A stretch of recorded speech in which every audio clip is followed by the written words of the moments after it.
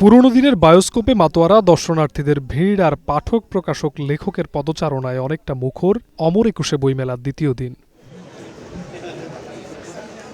মেলায় অংশ নেয়া প্রকাশনীগুলোর কর্মীরা বলছেন, দুদিন গড়ালেও পাঠক দর্শনার্থী তেমন দেখা যাচ্ছে না। রমজান মাস হওয়ায় দিনের বেলায় কম ক্রেতা সংখ্যা।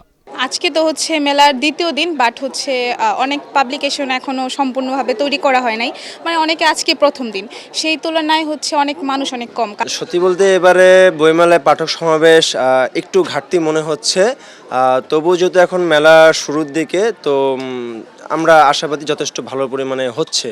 আর একটু সময় গেলে আমাদের মনে হচ্ছে মেলা আরও বাড়বে, পাঠকরা আরও আসবে। আপনজনকে সাথে নিয়ে পছন্দের বই কিনতে পেরে খুশি শিশুসহ আগতরা। আমার আর আমার বোনের কমিক্স পড়তে খুব ভালো লাগে, তাই এগুলো আমরা কিনেছি।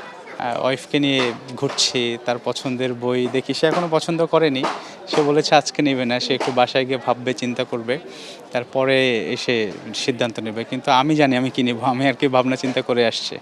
বইমেলায় এসে আসলে কমনলি যেটা দেখা হয়, সবাই এসে একসাথে বই কিনে বই দেখে। এদিকে দিন গড়ালেই বাড়বে ক্রেতা দর্শনার্থীদের সমাগম বলে মত লেখক ও প্রকাশকদের। এবারে গ্রন্থমেলা 2026টি আমাদের অপ্রাপ্তি 21-এর যে চেতনা, এই চেতনাটাকে আমরা মিস করলাম। 21-এর গ্রন্থমেলা ইয়েটাকে মিস করলাম, ভাষাটাকে মিস করলাম, ভাষা দিবসটাকে মিস করলাম।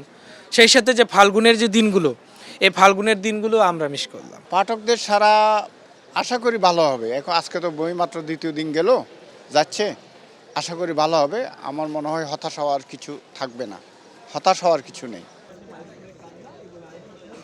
চেনামুখ, পরিবার পরিজন আর প্রিয়জনের পদচারণায় মুখরিত বইমেলার দ্বিতীয় দিন। শিক্ষা এবং সাংস্কৃতিক বিকাশের সূতিকাগার হবে এবারের অমর একুশে বইমেলা, এমনটি প্রত্যাশা কোটি মানুষের। জিহাদ রাহাত, গ্রিন নিউজ, ঢাকা।